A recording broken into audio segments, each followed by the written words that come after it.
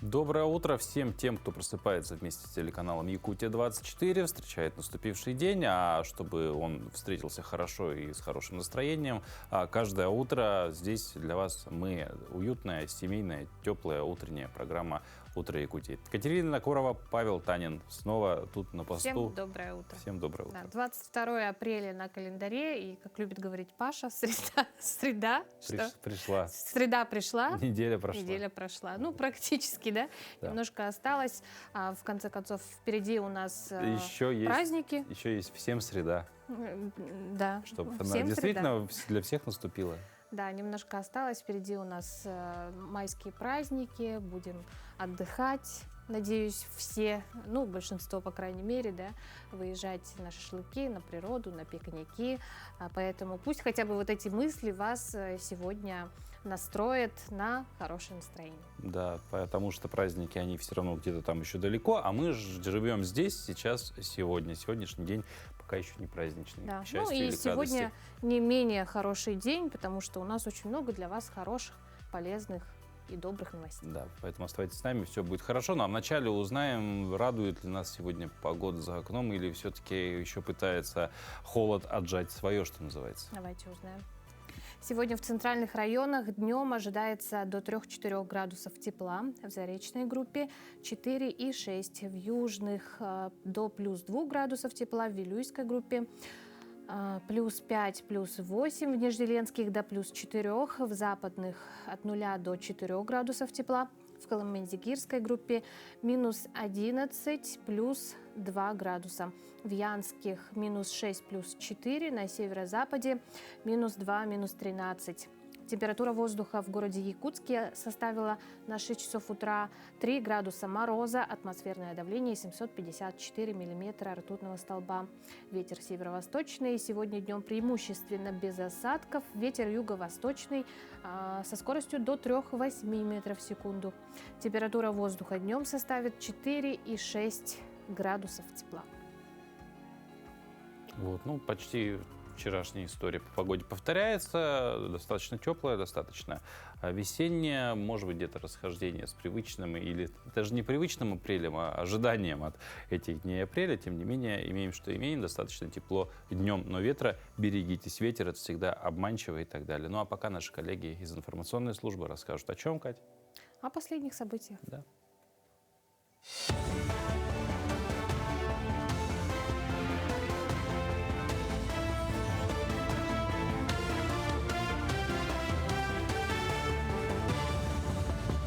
Доброе утро, коллеги. Далее блок новостей.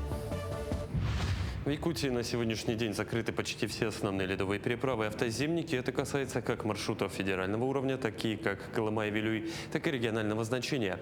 Кроме того, завершается и эксплуатация ледовых переправ в арктических районах. На данный момент действует только 5 автоземников в Оленёкском, Верхоянском, Алайховском и Устьянском улусах, а также участок между Булунским и Устьянским районами. В состоянии на 10 часов утра 21 апреля все автозимники и ледовые переправы закрыты.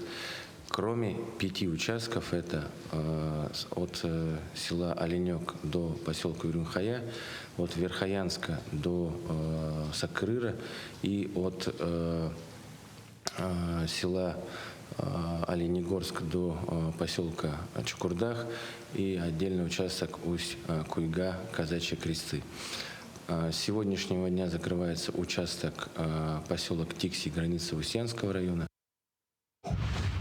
Запись детей в первые классы на 26-27 учебные годы продолжается. Приемная кампания стартовала 1 апреля во всех 34 районах и 2 городских округах. Первый этап с 1 апреля по 30 июня, он предназначен для детей, имеющих регистрацию на закрепленной территории, в том числе для детей, имеющих внеочередное, первоочередное или преимущественное право зачисления в школы. Второй этап начнется 6 июля и продлится до заполнения свободных мест, но не позднее 1 сентября.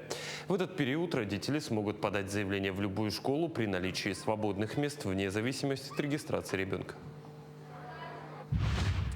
Всего 514 заявок от претендентов из разных регионов России подано на участие в федеральной программе поддержки преподавателей «Земский учитель».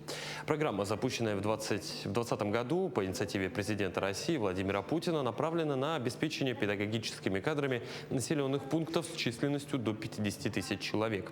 Участникам программы предоставляется единовременная компенсационная выплата в размере 2 миллионов рублей при трудоустройстве в сельские образовательные организации. С 21 апреля на портале загородсреда.госуслуги.ру проходит всероссийское голосование за лучшие проекты благоустройства. Каждый житель Якутии старше 14 лет может выбрать общественное пространство для обновления – парки, набережные, скверы и зоны отдыха. В этом году от республики представлено более 70 проектов в 35 муниципальных образованиях – городах, селах и поселках Амгинского, Верхневилюйского, Вилюйского, Горного, Кобяйского, Ленского, Мегино-Кангаласского, Мирнинского, Момского, Намского, Нюрбинского, Тампонского, Усялданского, Усьмайского, Хангаласского и Чурапчинского районов, а также Якутска. 75 лет исполняется в год культуры Андрею Савичу Борисову, народному артисту России, заслуженному деятелю искусств России и Якутии. В честь юбилея накануне прошла презентация электронной книги в 3 частях «Андрей Борисов и русский театр в поисках русской души». В данной антологии в хронологическом порядке собраны воедино публикации ученых-театроведов, рецензии критиков, документы, фотографии, видео и аудиозаписи. Также сама автор и составитель включила в издание свои воспоминания о 10 легендарных постановках Андрея Борисова на сцене Государственного академического русского драмтеатра имени Пушкина. Духовная, высокодуховная личность, как Андрей Савич, она является лично для меня примером. Да? И вот эта его жизнь и деятельность, она сподвигла меня вот на такой поступок, что оставить о нем книгу, как он трудился, и вместе с ним я трудилась, все 10 спектаклей я с ним вместе выпускала, и являюсь свидетелем и участником самым активным. И он меня даже называет своей сподвижницей. Вот, поэтому я, скажем так, я не могла не написать эту книгу. Вот так. Новости закончились, и, честно говоря, после серьезных тем хочется чего-то легкого. Ситуация, которая сейчас будет, наверняка случалась с каждым, ну почти с каждым. Представьте, вы приготовили что-то вкусное, положили на видное место и строго-настрого запретили трогать до праздника, а кто-то берет и тайком отламывает кусочек. Знакомая история. Только сегодняшний наш герой не родственник и даже не кот. Это бабуин из ЮАР. Обезьяна залезла в дом, стащила бананы и попалась. На нее выскочила разъяренная домработница с тряпкой, и началось настоящее кино. Бабуин с ужимками, петляя и подпрыгивая, улепетывал от женщины, прихватив по пути еще и яблоко. Все закончилось хорошо. Обезьяна с добычей, домработница со своей тряпкой, а мы, конечно, с отличным настроением. Да, как бы ловко он пробежал. С такой непринужденностью. Да, настроение всем, я думаю. Напомнило немножко, как будто бы вот какие-то мультики вот старые мы смотрели раньше, да, по телевизору, когда там койот бегал за птицей и так далее. Вот все тоже. это в мультиках, а тут настоящая, да, история. А мультики придумываются. На реальных событиях. Мультики на реальных, они предсказали в какой-то степени эту ситуацию. Ну, а чтобы быть таким же ловким, умелым и вот если надо взять нужные фрукты и убежать откуда-то, желательно, конечно, в рамках закона, нежелательно, очень настоятельно рекомендуем, нужно быть подтянутым. Таким в тонусе, не подтянутым, а в тонусе. И за окном апрель, утро встречает нас все более теплым солнцем, и организм сам просится выйти из зимней спячки, двигаться больше. И наши спортивные инструкторы сегодня на свежем воздухе, потому что нет ничего лучше, чем начать день с движения под открытым небом, когда легкие наполняются весной, а тело просыпается по-настоящему. Самое время встать, одеться по погоде и выйти на улицу или хотя бы повторить упражнение у открытого окна. Короткий комплекс без сложных движений, зато с отличным настроением. Включаем и разминаемся вместе.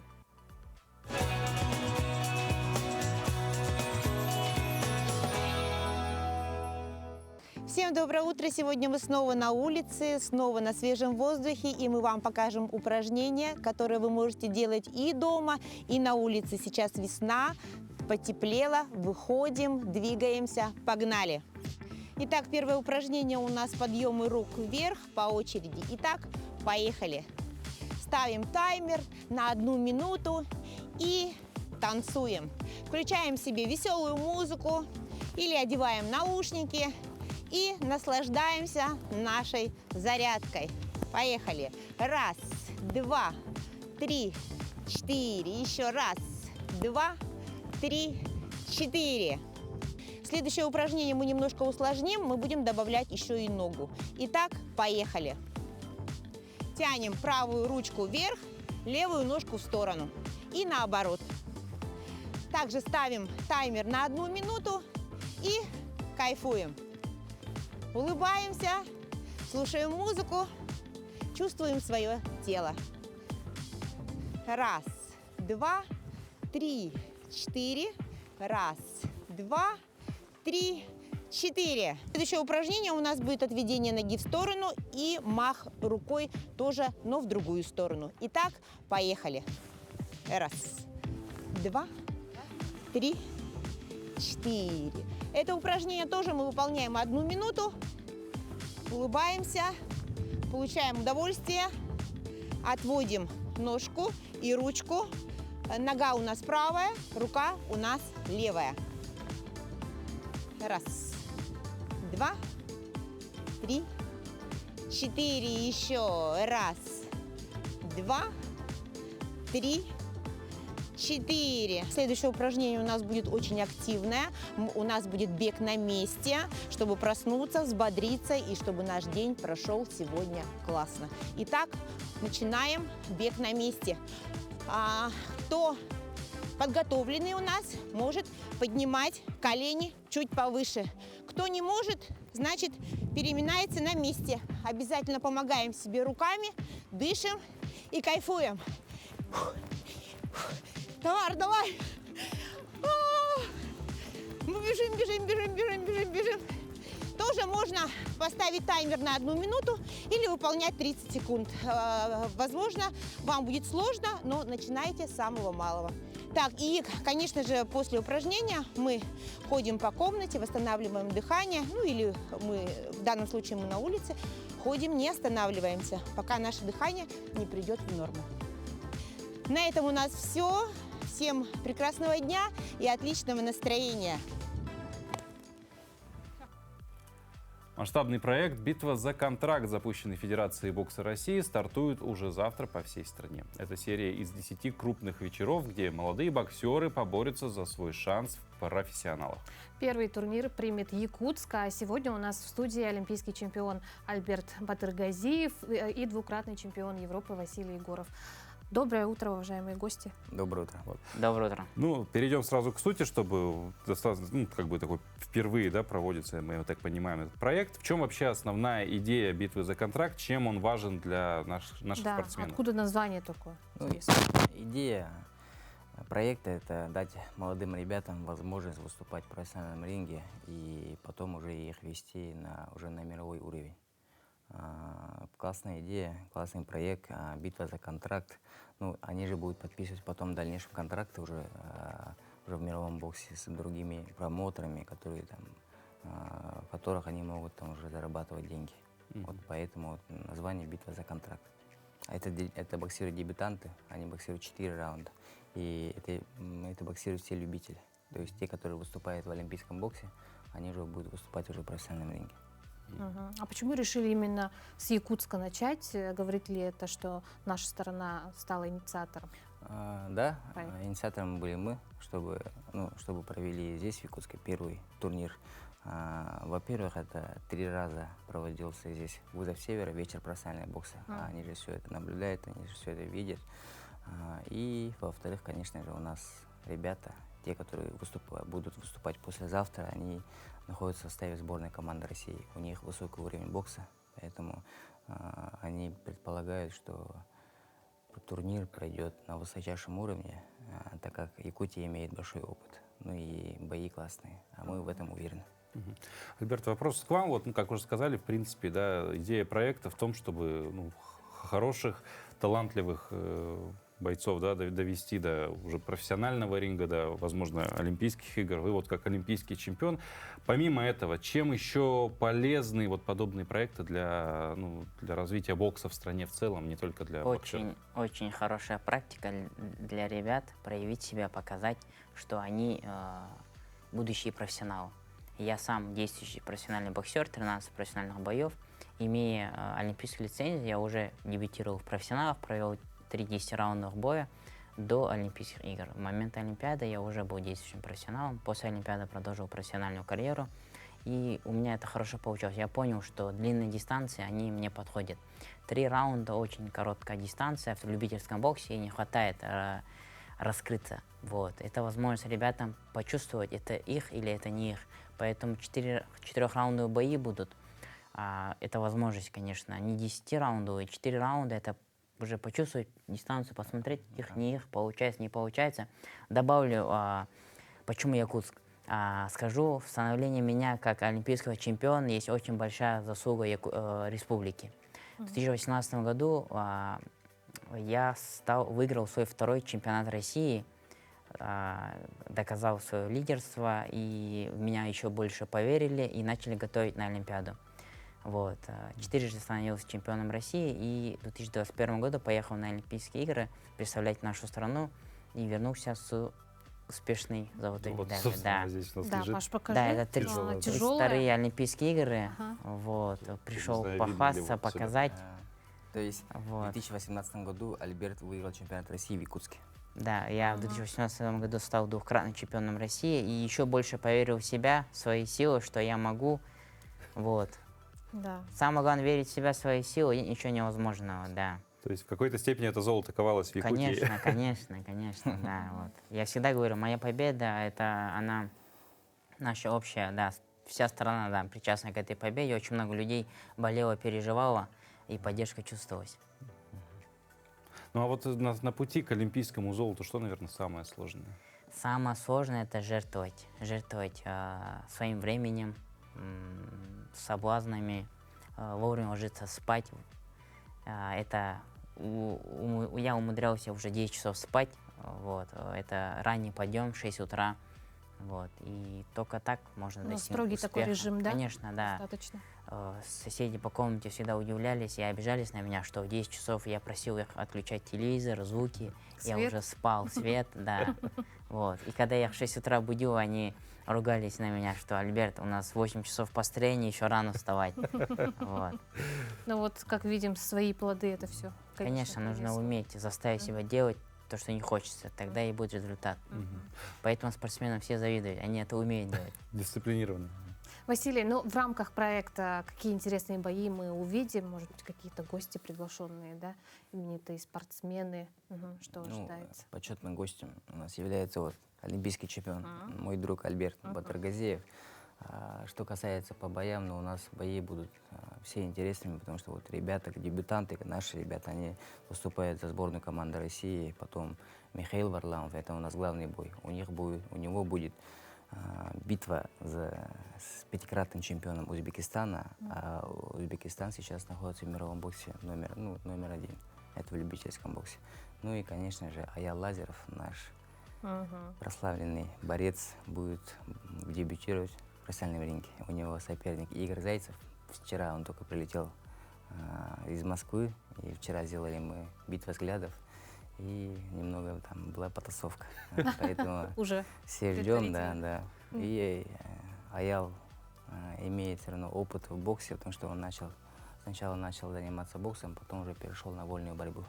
Сейчас, можно сказать, к истокам возвращается. Да, и бои будут равные, потому что это же проект федеральный, и здесь будет прямая трансляция по всей России, и поэтому их задача проводить такие интересные, зрелищные бои, чтобы поставных не было.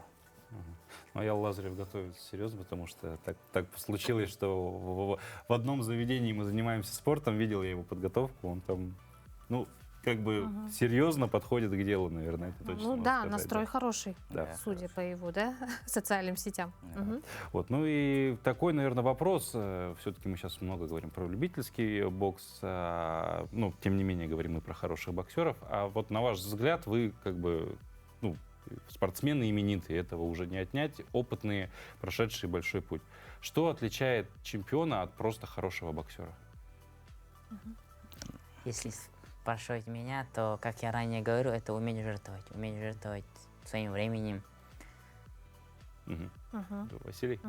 Ну, как говорил Альберт, это же дисциплинированность. То есть в 10 часов вечера он должен ложиться спать, утром просыпаться и идти на жертвы. То есть профессиональный спортсмен, он не видит свою семью, не ходит там по клубам, не пьет, не курит и только живет там спортом. И у него должна быть цель определенная, стать олимпийским чемпионом. И он должен видеть цель и идти к нему, несмотря ни на что. Потому что спорт — это же все равно травмы, это какие-то все равно тяжелые моменты. И это должен, чемпион, он должен все это проходить. И стать уже чемпионом потом, благодаря своей настойчивости и благодаря своим духом, именно чемпионским. Ну, уважаемые гости, ваши пожелания участникам, наверное, да, и зрителям. Наверное, всем интересно, в какие дни, где можно посмотреть эти зрелищные бои. Бои пройдут завтра во Дворце спорта 50 лет Победы с 7 часов вечера. Билеты продаются в кассах Центрального кинотеатра, также на афише ЕКТ. И само место проведения будет уже также продаваться, стоит 500 рублей. Я желаю, чтобы наши ребята выиграли. Все наши молодые. Будем болеть за Сахавар, Да, самое главное, да, да, Бистрам. да, да. Да, знаю, что очень любят спорт. Спасибо, что болеете, переживаете, нам очень приятно. Ну и вам спасибо, желаем Спасибо. удачи, чтобы действительно было все масштабно и с большим ажиотажем прошло. Да. Спасибо. Василий, Альберт, очень рады были вас видеть. Спасибо. Ну а мы перейдем уже к другой теме, семейной. Да, вот, кстати, вы упомянули, что спортсмен, умение жертвовать, в том числе иногда бывает так и семьей, семейными да, отношениями, бывает времени, такое, конечно. проведенным с ним. Тем не менее, в семейных отношениях иногда легко запутаться даже взрослым, не то что детям, да? Кто такая свояченица? Чем Шурин отличается от деверя? Куда в этом всем вписывается заловка? Что это вообще за слова? Да, разобраться в хитросплетениях родственных связей поможет наша рубрика «Дела семейные». Сегодня узнаем, как составить словарь семейных терминов, чтобы вы, наконец, перестали тыкать пальцем в гостей и говорить: это муж сестры, жены брата моего папы. Очень-очень сложно. Давайте посмотрим, может быть, даже попробуем составить свой.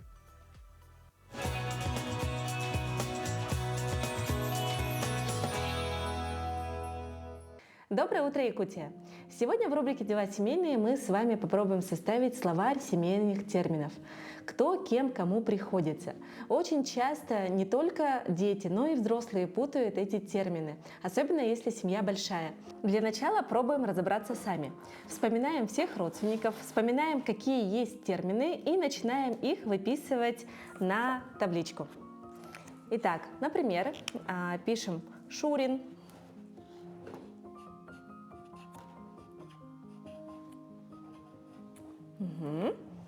деверь. Сейчас я тебе объясню. Заловка.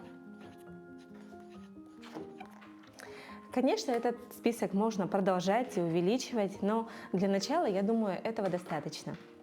Это бы запомнить. Так, вырезаем.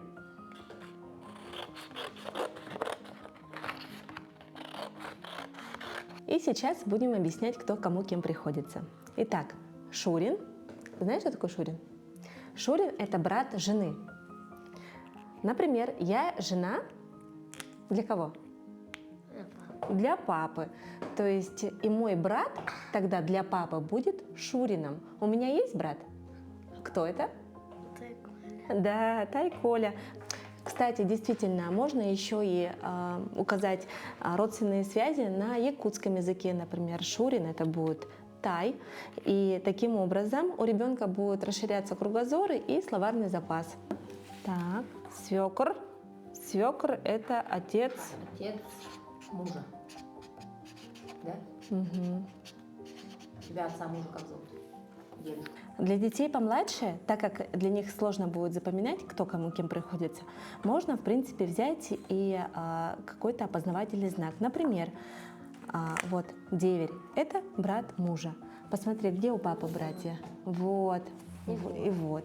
Да? Как ты думаешь, как можно их обозначить? Какой у них опознавательный есть знак? Полиция. Полиция? Ага, в полиции работает. Давай нарисуем здесь значок полиции, например. Давай звездочку нарисуем, как будто это полицейская звезда. Да? Угу. Хорошо. Смотри, заловка. Заловка — это кто? Это сестра мужа. У папы есть сестры? Ага. Тетя Лена кем работает? Врачом. Врачом. Тогда что можно нарисовать, как думаешь? Шапочку с крестиком, например, да? Свекр — это? Ага, свекр — это отец мужа. Кто это? Это дедушка. Дедушка чем занимается? Лошадками, да? Можем нарисовать тут лошадку. Давай нарисуем лошадку. То есть таким образом можно рисовать рисунки, чтобы у ребенка уже складывались ассоциации с определенным человеком. Угу. Милаша, теща — это кто? Бабушка. Ага, бабушка — это мама. Жена. Мама жены, правильно. Угу. Так. Деверь. Кто такой деверь? Брат мужа. Брат мужа. Правильно. Кто такая заловка? Сестра мужа. Сестра мужа. Угу. Кто такой свекр? Папа мужа, правильно. То есть и таким образом можно будет добавлять, спрашивать, кто кому кем приходится, и укреплять семейные ценности. Вот, ну а мы переходим в то, где куча семей образуют целое поселение. Конечно же, населенные пункты, в частности, это города. Город состоит не только из зданий и перекрестков, но и из имен, которые навсегда вписаны в его карту. За каждым названием улицы стоит человек со своей историей, судьбой и вкладом в жизнь Якутска. Сегодня познакомимся с улицей Стадухина. Кем был этот человек, почему его именем названа одна из городских магистралей и какие события связаны с этим местом, узнаем прямо сейчас.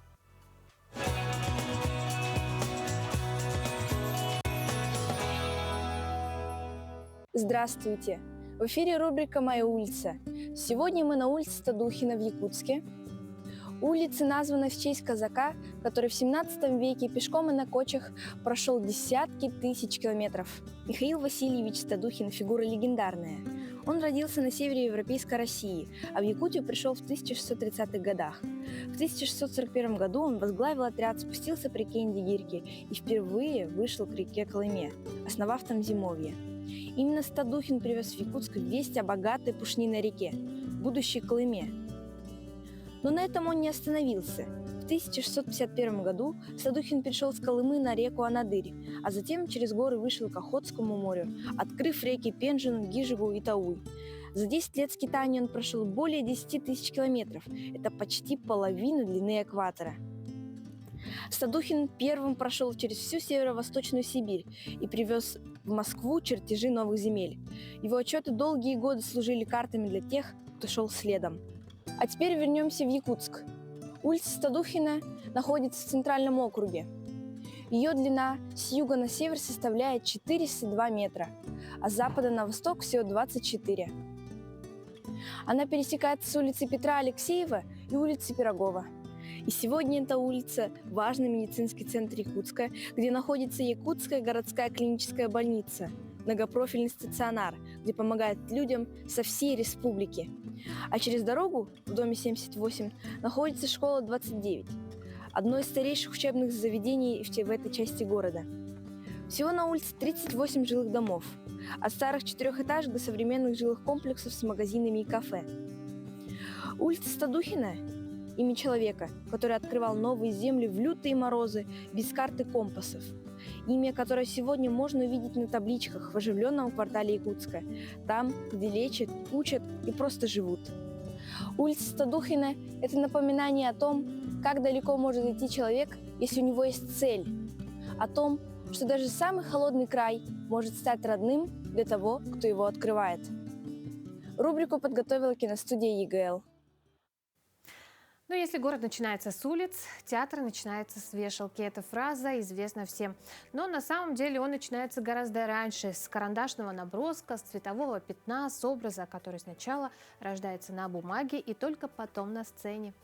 В Якутске открылась выставка, где собраны эскизы и образы, которые участвовали в постановках главных театров республики. Театра оперы и балета, Сахатеатра, Русского драматического театра имени Пушкина.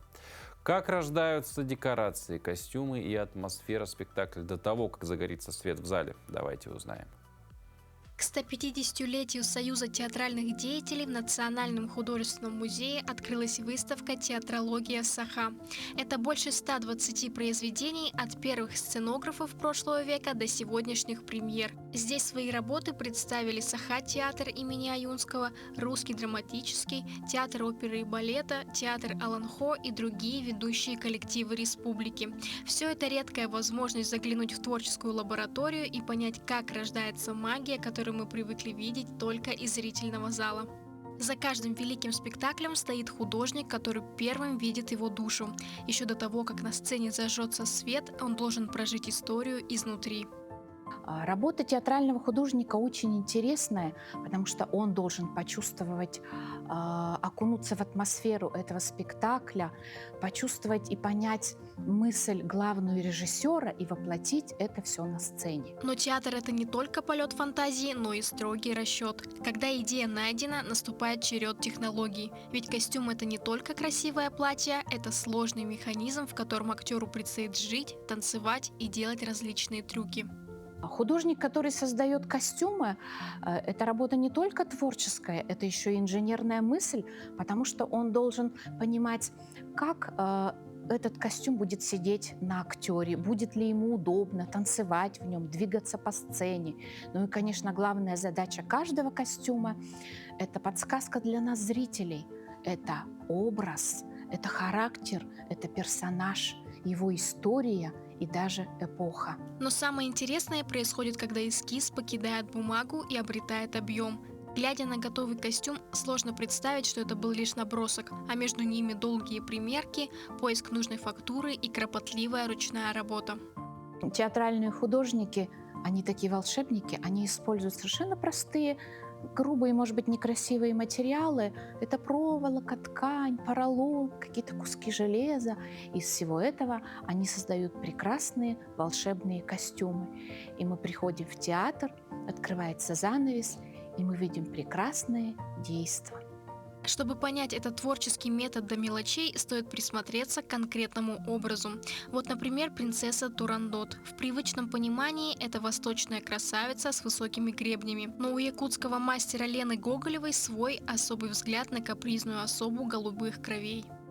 В большинстве постановок России костюм принцессы Турандот – это все-таки восточный костюм с высокой прической, с обилием цветов, интересных гребней.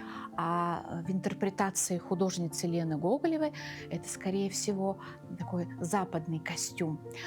Как я уже говорила, костюм – это всегда подсказка для зрителя, что же это за герой, что же это за персонаж. Принцесса Турандот была капризной. Она была принцессой, и поэтому художница хотела показать с помощью этого костюма статус этой женщины, то, что она высокопоставленная особа, у нее прекрасная шляпа с большими полями, изысканный шлейф, и красный цвет указывает на власть, на любовь и молодость этой героини. В тишине музейного зала театральные костюмы продолжают жить своей особой жизнью. Они ждут зрителя, чтобы вновь рассказать свои истории, но уже без слов. Одним только цветом, линией и фактурой. Вот, а вы замечали, как быстро меняется автомобильная мода? Еще недавно все вешали на машину игрушечных зайчиков и резиновые помпоны, а сегодня дороги Китая захватили автомобили с хвостами. Да, с настоящими пушистыми хвостами, которые крепятся сзади, как у зверей.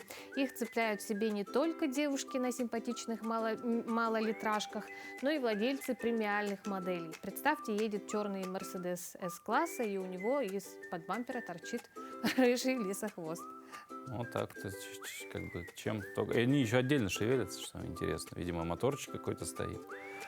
Поэтому... Я, кстати, слышала, что вот эти хвосты, они как-то соединены с дворниками, и как раз когда вот стеклоочиститель работает, хвостик, соответственно, забавно шевелится. Как будто бы в этой теме ты намного более Главное, осведомлена, чтобы чем я. это не мешало дорожному движению, да, не отвлекало водителя. Но это может быть дополнительным, наоборот, созданием пространства, чтобы дистанцию соблюдали до тебя. Может быть.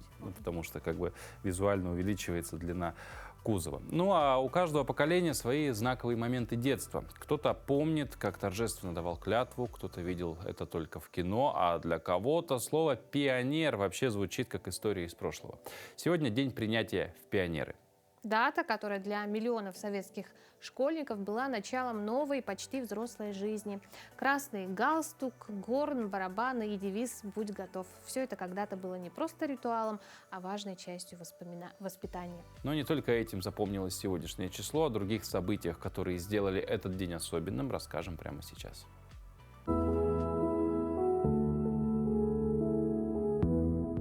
На календаре 22 апреля. Сегодня Международный день Матери Земли. По народному календарю Вадим Ключник. В день Вадима, прозванного в народе ключником, люди ходили к источникам, ключам, чистили их и приговаривали: «Подземная водица, отмываем тебе пути вешние». После этого из родников брали воду, умывались ею и пили. Считалось, что это укрепит здоровье. Этот день в истории. В 1370 году началось строительство крепости Бастилия. В 1769 году графиня Дюбари была представлена двору Людовика XV как его официальная фаворитка. В 1832 году в этот день в России введены звания почетных граждан для лиц недворянского происхождения. В 1838 году первый пароход пересек Атлантический океан без остановки, а в 1906 году, 22 апреля, открылись внеочередные Олимпийские игры в Афинах. В этот день родились Иммануил Кант, немецкий философ, родоначальник немецкой классической философии; Владимир Ленин, советский политик и революционер, основатель большевистской партии; Владимир Набоков, русский американский писатель, переводчик, литературовед; Роберт Оппенгеймер, американский физик, создатель американской атомной бомбы; и Иван Ефремов, советский ученый-палеонтолог, писатель-фантаст. Именины сегодня отмечают Вадим, Гаврил и Марфа. А до ЕГЭ осталось совсем мало времени, и даже отличное знание предмета не гарантирует успеха без правильного психологического настроя. Моральная подготовка к экзаменам важна не только для выпускника, но и для всей его семьи. Как родителям помочь себе и ребенку сохранить спокойствие, не дергая друг друга, и дойти до ЕГЭ без лишней тревоги? Об этом поговорим с Анной Гумницкой, кандидатом педагогических наук и руководителем родительского клуба. Анна, доброе утро. Доброе утро. Как бы период перед экзаменами, он всегда сложный, и мы будем откровенны, да, не всегда родители детей понимают и могут там своевременно заметить какие-то там изменения или странности. Тем не менее, как понять, что ребенок не ленится готовиться к экзаменам, а вот действительно тревожится? Ну, первое, нужно понимать, что нет детей, которые хотят экзамен провалить. Ни ОГЭ, ни ЕГЭ. Таких детей не существует. Поэтому в этом контексте мы говорим не о лени, как о каком-то классическом понимании, а, например, о прокрастинации. Когда у ребенка бывают такие провалы, да, например, базовые 5, 6, 7 класс, база не сформирована, например, по математике, и потом 9, 10, 11 класс нагрузка увеличивается, и он в ужасе от того, что он предмет не понимает, темы усложняются, и для него это похоже как снежный ком, который на него двигается. И, конечно, свойство мозга – это избегание сложных задач. И он выбирает, вместо того, чтобы сесть и готовиться, он выбирает поиграть в виртуальные игры, пообщаться с друзьями, потому что это просто, да? Мозг так экономит энергию. А второй момент нужно учитывать, когда ребенок не в ресурсе. Например, дети, учащиеся в гимназии, у них обычно 2 иностранных языка, секции, какие-то еще кружки, и такой ребенок находится в зоне эмоционального выгорания. Родители часто этого не замечают, у него просто эмоционально нет сил, чтобы готовиться к экзамену. Третий момент – это здоровье. Есть дети, которые просто действительно устают. Родители думают, что ребенок ленится. На самом деле нет, его нужно отвести на обследование, сдать какие-то анализы и понять, чего не хватает организму. Ну а как вот действительно все-таки отличать одно от другого, потому что, ну, картины-то похожие, то есть, да, с одной стороны ребенок играет там постоянно там, виртуальные игры, да, какие-то в телефон, приставки, неважно. То есть, с одной стороны, может быть проявлением лени, с другой стороны, проявлением тревоги. Вот как это все-таки сепарировать друг от друга и точно понять? Во-первых, нужно разговаривать все время, да. Самый главный посыл это какой? Нам не важно, как ты учишься, мы все равно будем тебя любить. Даже если ты провалишь экзамен там, и так далее. Это первое. Должны быть крепкие, хорошие, доверительные отношения, чтобы ребенок мог сказать: у меня проблема. И когда отношения хорошие, ребенок всегда скажет, придет: я не понимаю эту тему, я не понимаю преподавателя, давайте что-то делать, давайте наймем мне репетитора и так далее. Самое главное — это разговаривать. Анна, с какого возраста лучше всего готовить ребенка к экзамену? Мы начинаем с 8 класса, когда определяем базовое образовательное направление. Кто ваш ребенок? Гуманитарий, технарь, айтишник. Учитываем его способности, какие-то интересы, и от этого исходим от выбора предметов, например, начиная с ОГЭ. Так у него формируется навык хотя бы планирования и умение распределять свое время, начиная с 8-го. Ну, а говоря про провал, да, что ни один ребенок не хочет завалить экзамен. Опять же, мы говорим, что родители, в принципе, там, они не перестанут любить ребенка, если он экзамен провалит. А как с ребенком эту тему обсуждать? То есть, да, вот какой-то возможный потенциальный провал на экзамене, как действительно обсудить с ребенком его? Ну, во-первых, понятие провал мы вообще не используем. Это нехорошее слово, оно не нужно, оно бесполезно. Первое, что мы делаем, это вместе планируем. У нас должно быть 3 плана обязательно. Это А, Б и В. Да, что мы будем делать, когда изменятся такие условия, что будем делать, если не сможем переехать, кто-то переезжает и так далее. Когда у вас есть детальный, конкретный план, который привязан особенно к датам, потому что когда есть даты, значит, вы точно достигнете какую-то цель. Да, вот тогда и стресс уменьшается, тревога уменьшается, и все понимают, что будет каждый делать. Это хорошая профилактика всего. А какие рекомендации вы дали бы родителям, да, чтобы вот и им не сойти с ума, да, скажем так, при подготовке и как настроить своего ребенка, но и самим, да, настраиваться правильно? Но сначала родителю нужно признать: я родитель, я в стрессе. Это нормально. Это естественный процесс. Конкуренция растет при поступлении каждый год. Бюджетных мест все меньше, все становится платным. Конечно, любой родитель беспокоится. И это нормально. Второй момент: нужно понимать, что когда вы находитесь в треморе, ребенок рядом находится тоже в треморе. Это прямая связь. И проблема в том, что ребенок считывает все по-другому. Это процесс бессознательный. Когда мама тревожится, у ребенка возникает ощущение: она волнуется, потому что я не очень умный. Я, скорее всего, не сдам экзамен. Она не уверена во мне, значит, так и есть, потому что мы доминантная забота. Поэтому здесь нужно понимать, что все зависит от нас. Что более уверенных, спокойных родителей ребенку легче сдать экзамен за счет того, что он не стрессует. Ну, вот касательно гаджетов, да, уже не первый год это, наверное, такая, с одной стороны, проблема, хоть и хороший инструмент, а стоит ли запрещать во время подготовки к экзаменам, ну, вот именно периода, да, подготовки, гаджеты? Запрещать не стоит никогда. Гаджетом надо уметь пользоваться. Особенно дети готовятся сейчас с репетиторами, общаются все через гаджет, да, через дистанционное обучение. Это, во-первых. Во-вторых, нужно понимать, что в старших классах как раз-таки гаджеты — это основной способ общения с друзьями. Вы забираете гаджет, и тревога у него, наоборот, повышается. То есть я еще и поговорить ни с кем не могу, поэтому делать этого не надо. Я думаю, и у взрослых отберешь, тоже будет такая же реакция. Внутренний протест. Я представляю себя где-то в домике в тайге. Вообще, если мы вначале поняли, что самое главное во главе всего — это разговаривать, да, разговаривать ребенку с родителями, родителям с ребенком и так далее. А что, если ребенок не хочет, там, отказывается говорить про экзамены, вообще вот про этот период? Категорически, там, что его сейчас волнует по этому поводу и так далее?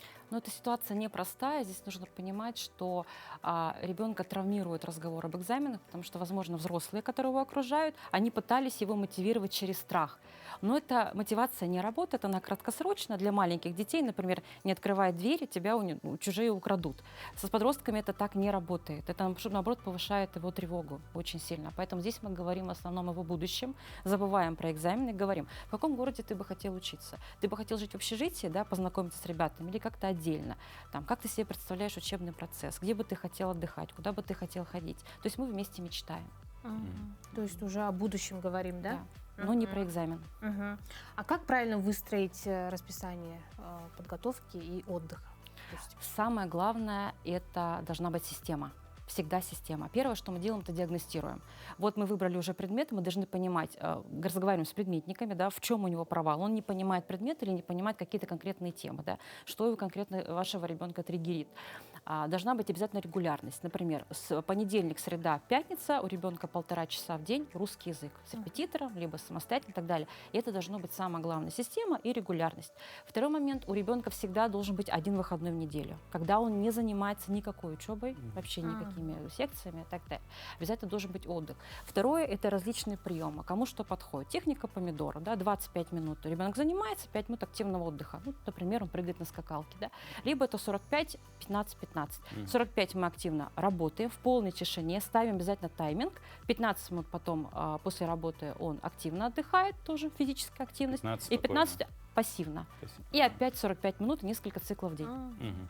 Анна, спасибо большое за советы ценные в предстоящих экзаменах. Я думаю, многим они помогут и будут полезны. И вам желаем успехов в вашей работе. Спасибо. Спасибо. Вот. Ну а далее наши коллеги из информационной службы расскажут о последних новостях.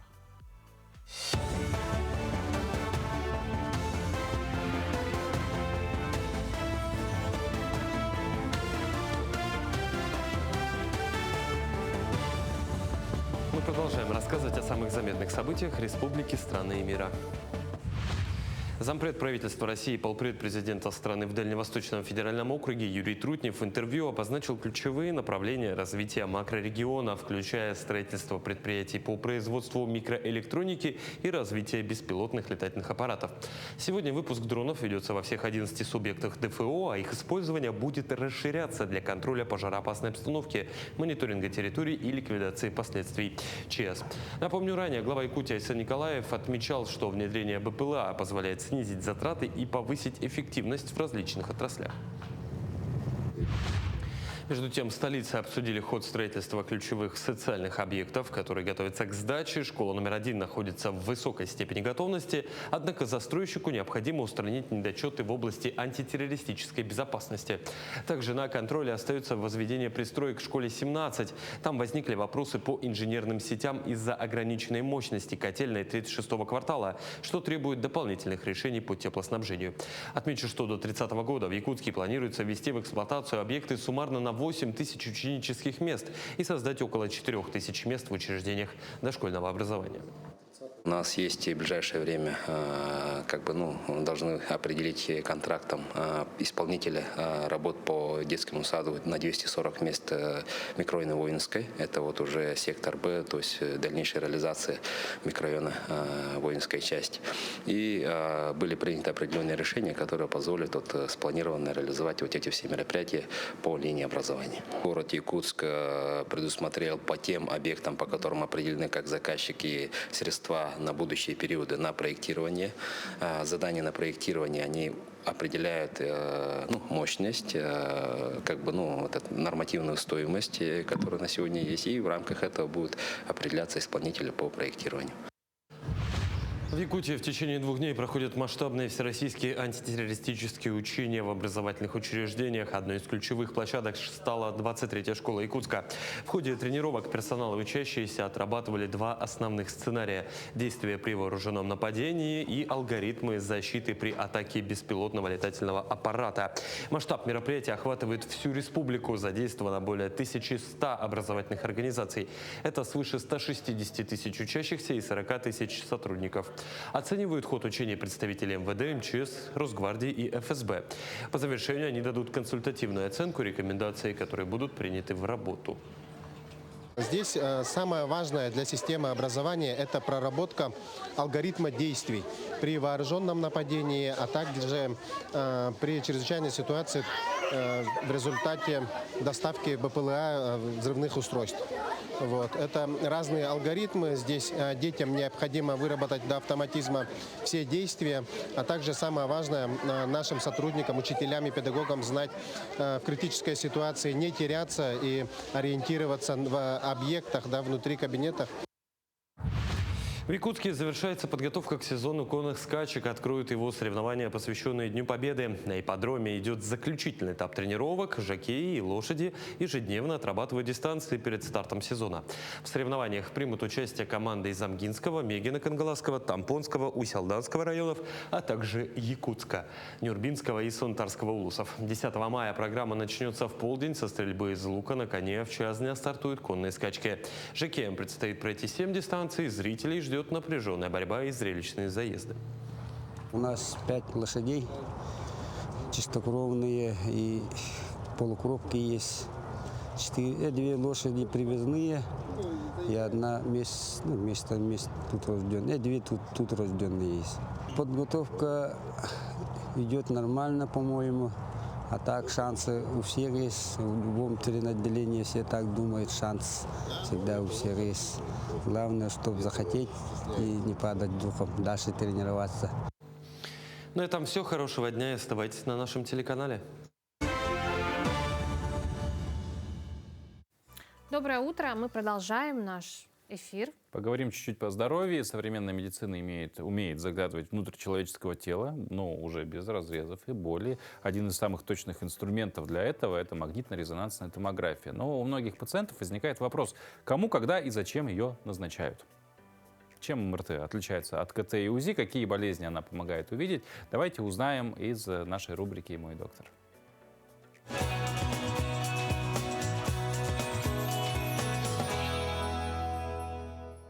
Доброе утро! Кто и когда назначает МРТ, магнитно-резонансную томографию, обычно назначает врач-специалист, терапевт, невролог, ортопед или другой узкий специалист в зависимости от проблемы. МРТ рекомендуется в случаях, когда другие методы диагностики не дают ясной картины или требуют более точного исследования.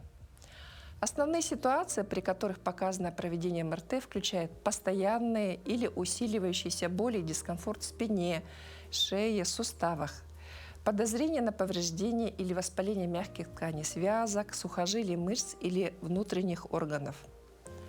Обнаружение патологии головного и спинного мозга, опухолей, воспалений, сосудистых нарушений и межпозвоночных грыж. Травмы, особенно при подозрении на повреждение внутренних структур, переломы или сотрясение головного мозга. Наличие или подозрение на новообразование тоже является показанием для МРТ. Контроль состояния после хирургических вмешательств.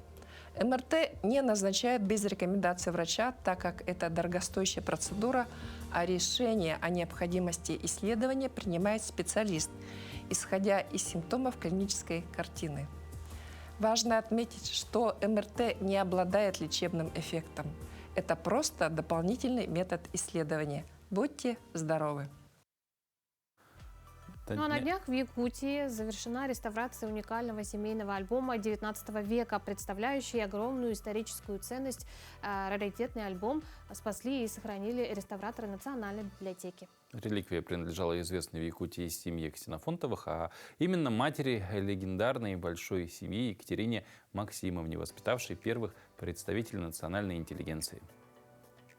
Семья Ксенофонтовых славилась своей прогрессивностью. Их почитали и уважали не только в родном Хангаласском улусе, но и во всей Якутии. Именно о них, Ксенофонтовых, народная память сохранила образ высокообразованных, честных и доброжелательных людей. Все самые сокровенные моменты мать семейства Екатерина Максимовна собирала в альбомах, один из которых сохранился до наших дней. Он был передан потомками на реставрацию в главную библиотеку Якутии. Реставрация альбома стала сложным и кропотливым процессом. На это дело у специалистов ушло 3 года. Профессиональный реставратор Мария Старостина, имеющий большой опыт в этом нелегком деле, вспоминает, как в первый раз она с волнением взяла в руки эту реликвию. Альбом при поступлении был в очень плохом состоянии, ветхий совершенно, можно сказать. Также там утрата красочного слоя было. Покрасили, затонировали, отреставрировали шитье, например. Тканевые фальцы были в ветхом состоянии и заменены на новые. На реставрацию этого документа потратила год своей, даже больше своей жизни. И считаю, прожила с этим альбомом, можно сказать. Из этой краткой надписи на обороте старой фотографии видно, что суровый молох политических репрессий оставил неизгладимый след в трагической судьбе семьи Ксенофонтовых. На днях в Хангаласском Улусе состоялась торжественная передача реликвии потомкам. На мероприятии собрались те, кому не безразлична память и значимость семьи Ксенофонтовых в истории Якутии. Все, кто был на этом событии, отметили, что альбом не просто хранил фотографии, но и стал символом наследия и памяти целой эпохи. Создавались вот такие вот альбомы, чтобы наша память не прерывалась, а нас обогащала. Наши люди, которые это делали, позволяли нам совершать новые дела, делать так, чтобы и мы надеялись, что наши дети, наши внуки будут продолжать наш род. Реставрация альбома стала важным событием не только для всей республики, но и для потомков семьи Ксенофонтовых. На вручении присутствовали родственники, которые были глубоко тронуты результатом работы реставраторов. Они выразили искреннюю благодарность Национальной библиотеке Якутии за неоценимый вклад в сохранение наследия их предков. А когда сказали, что восстановили, я думал, будет какой-нибудь новодел, будет копия какая-то новая. И был очень удивлен, что альбом, в общем-то, остался таким же старым, только более хорошим. Конечно, я удивлен и испытываю большое чувство благодарности. Реставрация альбома Ксенофонтовых – это не только технический процесс, но и важный шаг в сохранении культурного наследия Якутии. Он теперь станет доступен для будущих поколений, напоминая нам о значении личных историй в контексте общего исторического процесса. Аина Прибылых, Михаил Эверстов, Медиацентр Национальной библиотеки Якутии. Вот такое утро у нас сегодня получилось. Надеемся, что вам оно подарит энергии на весь сегодняшний день. Да, и, конечно, хорошее настроение. Пусть сегодня у вас обязательно все получится. А мы уже увидимся завтра.